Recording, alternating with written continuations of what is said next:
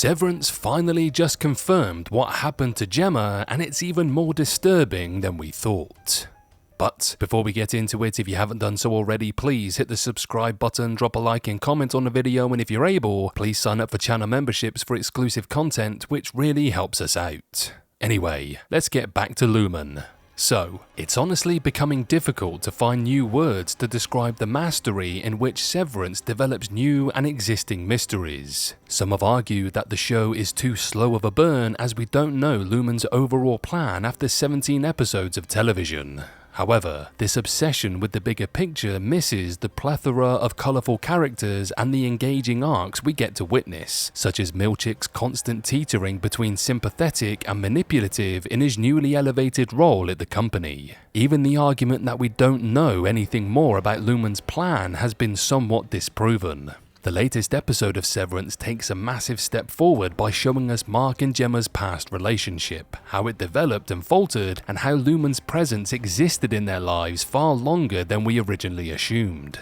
To be fair, we still don't know exactly what Lumen wants from GEMMA or how they managed to convince the world she was dead, but how can you not be entertained by the fascinating information we are given and the intriguing questions they pose? Episode 7 reveals Mark and GEMMA first meet at a blood drive when they are both professors, and their relationship immediately blossoms. It's interesting to note that they too have the same dry humour seen in Mark's other connections with Helly's innie and outie personalities, as they sarcastically remark on a student's drug-themed analysis whose title parodies All Quiet on the Western Front.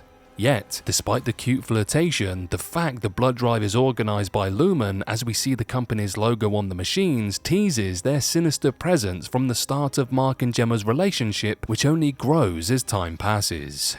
Again, while we are wooed by the romantic footage of a happy couple deciding to have a baby and GEMMA telling Devon that she's pregnant, Severance takes us on a dark and manipulative path following her tragic miscarriage. The pair attend a fertility clinic and we see Lumen's logo on the form GEMMA fills out. This would be creepy, yet the fact that Lumen clearly has their fingers in so many pies in this universe doesn't make it abnormal. What truly presents this as sinister is the fact that the doctor, who we see later putting GEMMA through tortuous experiments, initially walks past them. Whether you believe Lumen's mission began at the clinic after the blood drive potentially allowed them to analyze Mark and GEMMA's blood, or even sitting them together on purpose, Dr. Mauer's presence all but guarantees Lumen's vested interest in these health sectors and their later work with GEMMA below the severed floor. When GEMMA is sent cards that seem like they could be part of some kind of test looking at how a person perceives and reacts to images, this seems to be the final test for Lumen to determine if they want GEMMA before bringing her in.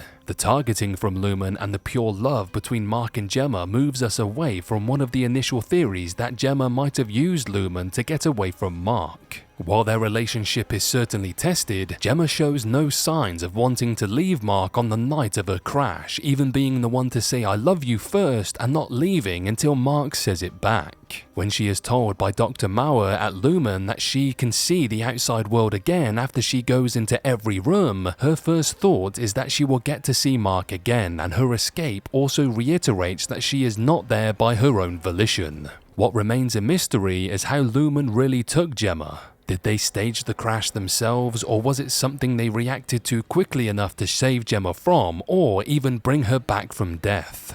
Still, knowing that GEMMA most likely didn't leave Mark freely makes Lumen's mysterious experiments on her far more tragic no matter the nature of her disappearance. Ultimately, Episode 7 shows so much, yet maintains even more of the series' overall mystery through GEMMA's scenes at Lumen. They send her into multiple rooms a day, each one hosting a new severed identity that is put through grueling emotional and physical experiences, such as a plane crash, the dentist, or writing thank you cards. If Lumen is so focused on GEMMA's emotional response and Mark has to complete Cold Harbor before she can go into that room, perhaps they are seeing how far a severed being can be stretched before breaking, with Drummond asking if the severance barriers are working, or the higher-ups wish to gain a deeper understanding of trauma and the human psyche. There is also the possibility that Lumen is testing how many applications they can use Severance for on the wider population, selling it to people as a way to ignore pain and stressful events while making them more docile for Lumen to control.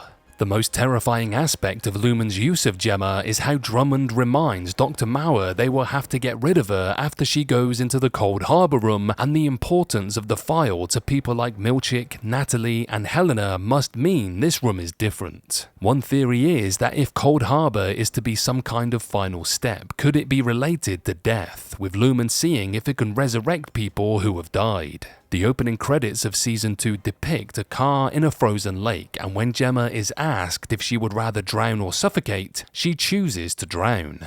With GEMMA supposedly dying in a car crash, Mark could be refining the data to recreate the emotions of this traumatic event, as one of the rooms parallels GEMMA's hatred of writing thank you cards. Given Lumen's cult-like worship of its founder Kia Egan, it would not be out of the possibility that Lumen, who focuses so much on the soul, could have grander goals than simple capitalistic dominance. Severance's latest episode is one of the best because of the answers it provides and the new questions it sets up. Lumen's involvement in Mark and Gemma's relationship goes back far longer than we first thought, and the contrast between their romantic love and the company's nefarious presence makes the scenes of Gemma at Lumen even more heartbreaking. We may not know exactly what Lumen plans for Gemma are, but we've earned more clues that point us in the direction with many possibilities.